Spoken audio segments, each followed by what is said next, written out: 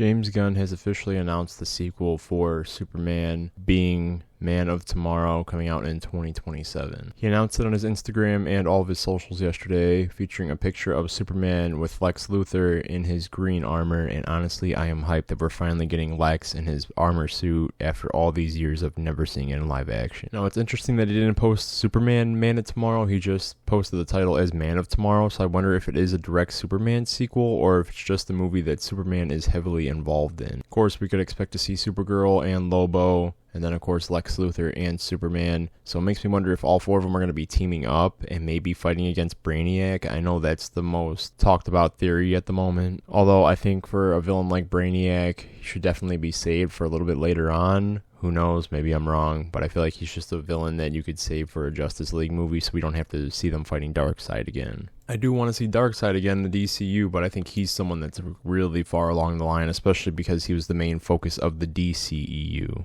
It is interesting seeing Lex out of prison in his armor, so I feel like some time has passed since the first movie, obviously. A lot of events happened, but we only have, I believe, 2 more shows or movies, like 2 more pieces of media before Superman Man of Tomorrow comes out. That being Clayface and Supergirl. So maybe something happens in Supergirl where he gets out of prison, or maybe in Man of Tomorrow, Superman needs his help for whatever reason and breaks him out of prison, and that's how he's able to get the armor. Because it does show them teaming up, or at least that's what's heavily implied. I feel like with Man of Tomorrow coming out in 2027, we could probably see Wonder Woman and or Batman in 2028, because there's no way they save Batman for 5 years after the DCU kicks off. And Gunn has also stated that those 2 movies have the fastest going production at the moment. So I feel like a 2028 release date for both of those movies is very realistic. And then from there, 2 Superman movies, a Batman movie, a Wonder Woman movie, we have the Justice League set up again in 2030 beyond.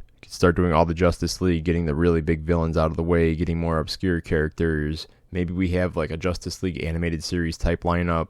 I also forgot Lanterns is coming out soon, so maybe we could see Jon Stewart, Batman, Wonder Woman, Superman, and then you could introduce Martian Manhunter and The Flash in the Justice League movies, because not everybody needs their own movies before coming up with a team-up movie. I hope we get Wally West this time around instead of Barry Allen. I mean, he did carry comics for like 20 years, and a lot of Wally's traits are in Barry Allen now, which is a little bit annoying because it's kind of pushing aside what Wally has done for the character of The Flash. Anyways, I'm excited for the movie. I'm excited for what James Gunn has done for the DCU so far. Peacemaker Season 2 seems pretty promising. I know James Gunn's really excited for Episode 6 and 8, which we're about to get some big hitters from what he's been saying on socials. So we'll see.